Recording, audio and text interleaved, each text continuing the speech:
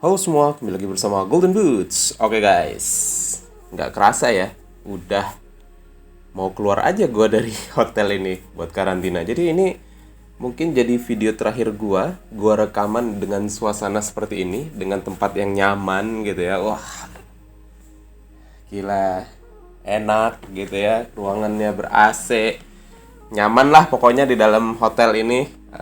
Dan gue akan segera beralih ke tempat sewaan kamar gue di rekaman gue yang selanjutnya guys. Ada senengnya sih karena gue akhirnya bisa menghirup udara segar. Karena di tempat karantina ya, kalau lu nonton video gue pertama kali gue masuk tempat karantina, itu gue memang nggak boleh keluar sama sekali. Jadi gue terkurung di dalam kamar yang alhamdulillah untungnya cukup besar ya. Lu udah lihat juga kamarnya cukup besar.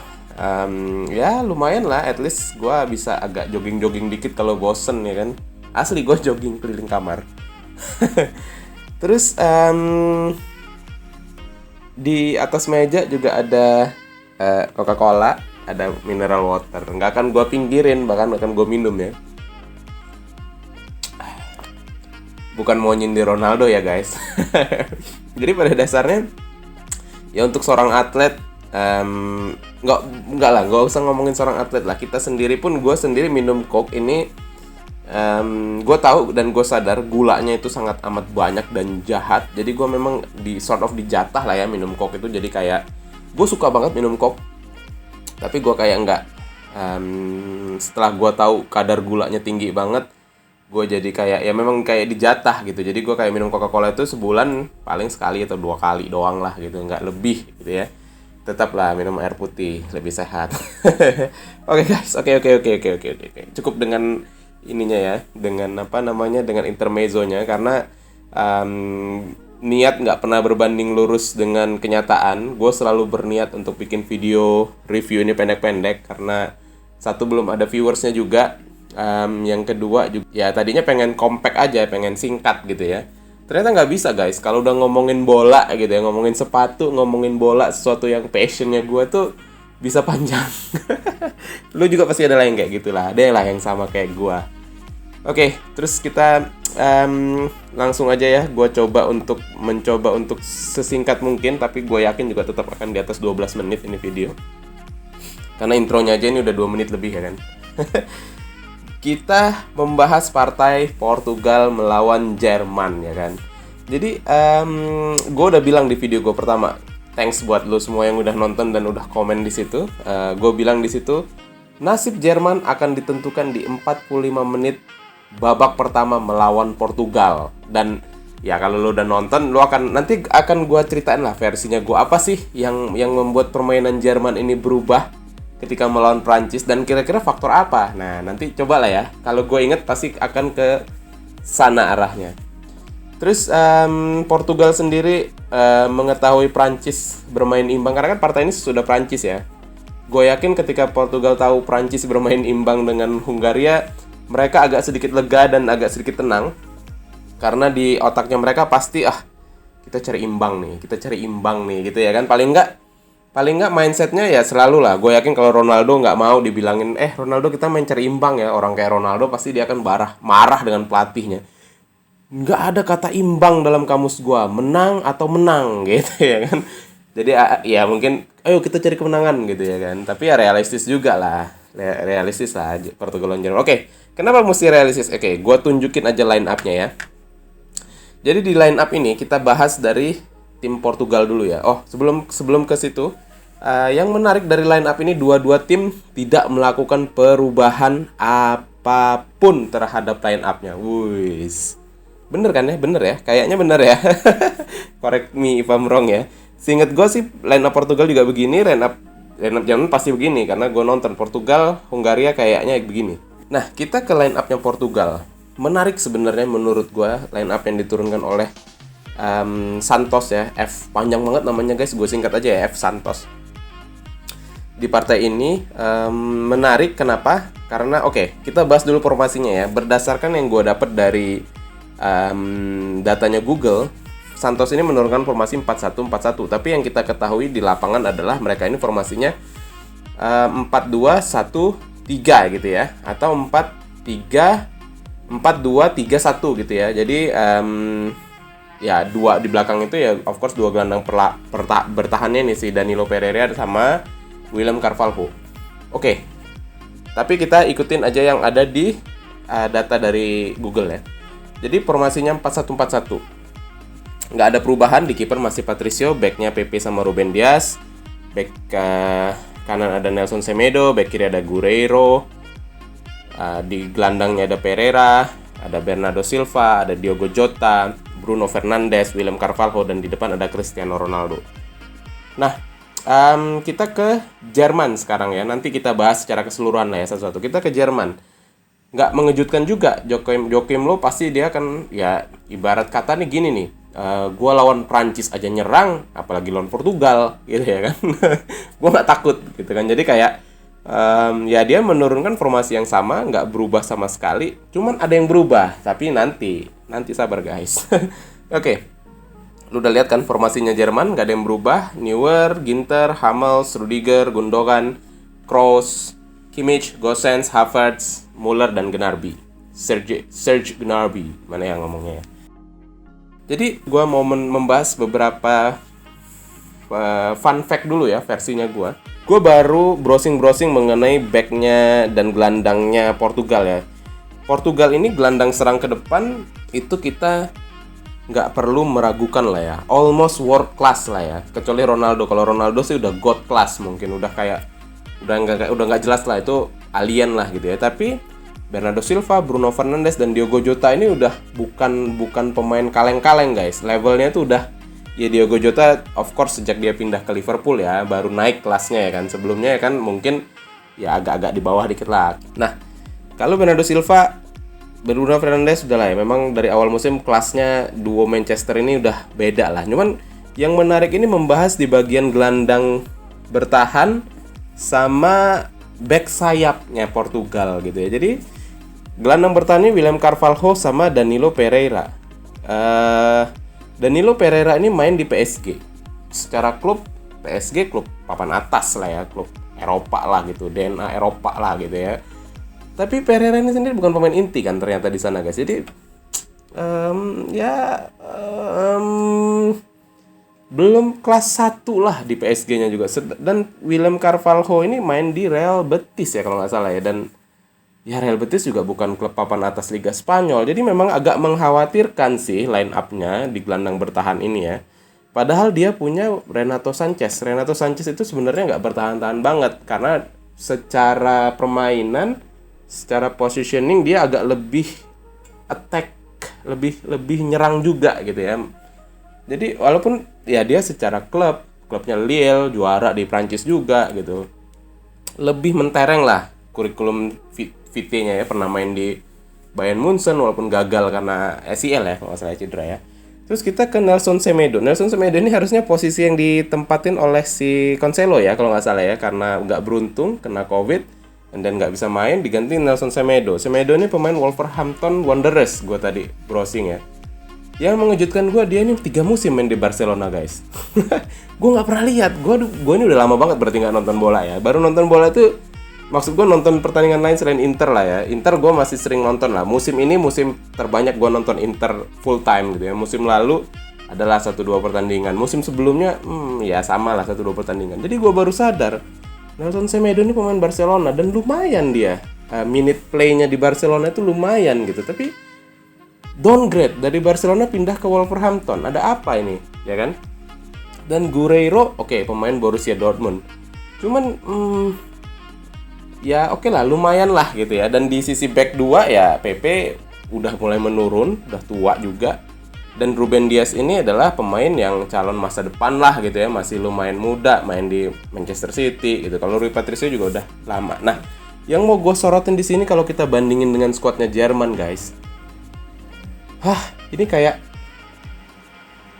apa ya? Kayak bakalan dibully gitu loh. Ini bakalan dibully nih, lini gelandang dan bertahannya ini bakalan dibully nih sama Jerman gitu ya. Karena Jerman feeling gue sebelum pertandingan pun begitu gue lihat line up, ini bakalan main kayak mereka ngelawan Prancis. Mereka akan lebih mendominasi permainan. But let's see. Gue pikir tadinya Portugal mau nurunin 3 lebih banyak gelandang lah ya. either Bruno Fernandes atau Diogo Jota itu nggak akan dimainin, feeling gue tadinya akan diganti sama Moutinho atau ya Renato gitu ya. Jadi lebih compact lagi tengahnya, lebih rame lagi untuk nahan. Ternyata enggak, cukup berani. Makanya di story gue di Instagram gue bilang, gila bakalan seru nih. Dan bener aja guys, ternyata banyak komen di Instagram, akun-akun luar besar gitu ya, akun-akun besar luar itu bilang, so far this is the most interesting match in Euro 2020 gitu. Dan I'm agree, gue setuju, ini partai yang gila gitu loh. Kalau lawan Prancis itu udah menguras otak ketika nonton, ini juga lebih menguras otak lagi guys. Oke, kita ke statistik ya. Secara permainan sendiri sebenarnya memang kalau kita lihat di statistik cukup berimbang ya. Kalau kita lihat dari penguasaan bola itu sebenarnya nggak jauh beda, 42% dan 58%. Ya of course Jerman mendominasi.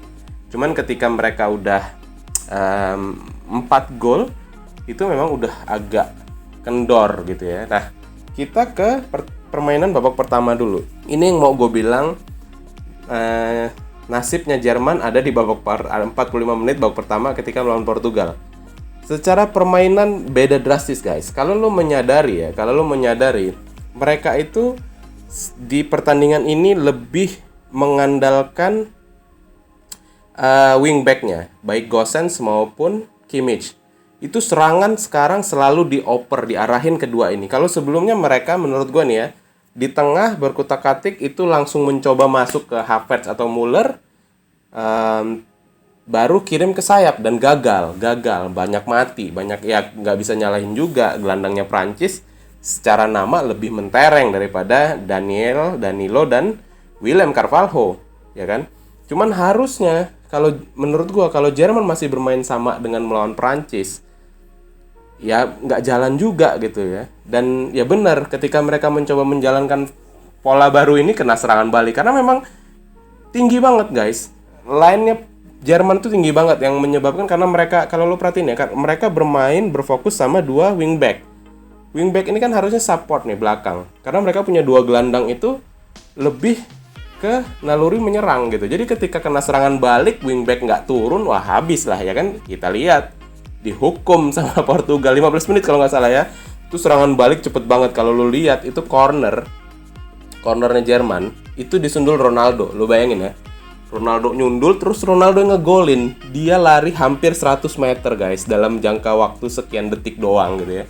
Dan ya gue patut akui, gue setuju sama komentator di Mola semalam bahwa Bernardo Silva jenius. Instead of dia kirim bola itu langsung ke Ronaldo, dia switch dulu ke Diogo Jota. Wah, cakep banget ya kan. Bang, taruh ke bawah. Dang, Ronaldo. Bang, gol gitu ya.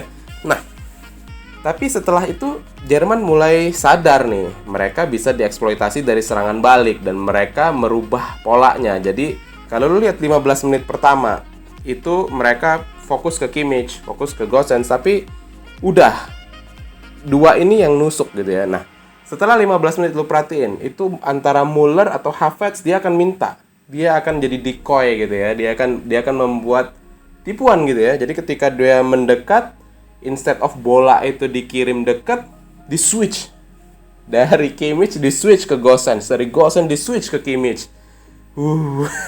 Gile. Ini permainan memang benar-benar kayak wah, gue puas sih nontonnya kayak wah gitu gimana ya. Itu permainan switch itu wah gila ya. Di switch ke sana. Jadi decoy ya kan pola permainan kan gitu kan. Ketika lo bola di sini kan secara natural posisi permainan akan bergeser kan ke arah bola kan, dan di sini akan ada titik kosong. Bola dikirim ke sini dan ya kalau lu perhatiin hampir semua golnya sih tipikalnya begitu ya, bola-bola switch gitu kan. Dan gol pertama Gosens akrobatik tuh dianulir padahal keren banget itu. Offside, betulan offside. Jadi yang menarik babak pertama itu skornya adalah 2-1 kan. Untuk keunggulan Jerman 2 gol itu 2 gol bunuh diri lagi dari si Ruben Dias sama Guerreiro. Oke, nah kalau kita kembali ke statistik guys, kita lihat operan bola. Portugal pun not bad ya, ada 420 operan yang mereka buat dengan akurasi 85%, wow. Sedangkan Jerman lebih gila lagi, ada 581, walaupun ini lebih sedikit ya ketimbang yang mereka buat melawan Prancis. Tapi secara akurasi naik, ke 90%. Lawan Prancis itu cuma 89%. Lagi-lagi wow gitu ya, gila banyak banget passing yang terjadi. Dan ya kuncinya tadi ya, permainan Jerman yang lebih lebih kreatif ya ketimbang lawan Prancis. Kan kayak ya dua jangkar ini bergerak gini, terus si Muller itu langsung minta di situ, atau Havertz langsung minta di situ, dikasih, gagal, balik lagi dikasih ke sayap gitu. Mainnya muternya begini gitu ya. Jadi dari Gosens misalkan dia akan balik ke Rudiger, atau dia akan ke Toni Kroos ke Hummels, atau Toni Kroos ke Gundogan, baru dia ke Kimmich, dan gitu aja muternya lewat bawah. Nah kalau sekarang beda, dia muternya lewat atas gitu, lebih kreatif ya. Passing silang itu banyak banget kemarin. Dan itu menurut gue adalah salah satu faktor ya, tadi yang gue bilang, faktor perubahan yang terjadi di Jerman. Walaupun skemanya sama, tapi mereka punya gaya main yang beda. Dan ya, itulah dia dihukum Portugal dengan 4-2. Walaupun sebenarnya ya babak kedua unggul 4-1 kayak langsung ditarikin beberapa pemainnya. Ya berakibat cukup fatal ya. Masuknya Renato dengan Moutinho lumayan merubah permainan Portugal sih. Dan walaupun gue nggak tahu kenapa si Bernardo Silva diganti, memang agak ketika mereka ketinggalan 2-1 itu ya Bernardo kurang lebih agak kurang kontribusinya. Tapi ya gimana, lu memang nurunin pemain dengan tipe menyerang kayak Silva, kayak Jota, ya apa harapan lu? Masa mau lu suruh bertahan ya kan?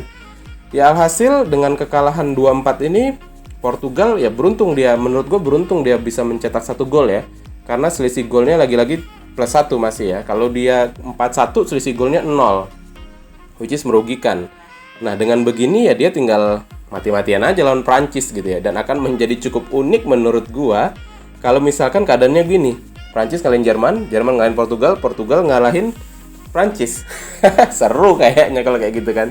Cuman ya gue sih masih berharap tiga negara ini lolos semua ya ke putaran selanjutnya, sehingga Euro ini masih lebih seru, tanpa bermaksud mengecilkan Hungaria yang bermain dengan sangat luar biasa lawan Prancis sebenarnya. Cuman ya gue tetap berharap negara-negara yang punya yang punya sejarah sepak bola dan punya pemain-pemain terbaik yang sekarang berumput di Eropa itu yang lolos gitu ya. Nggak salah kan harapan gue.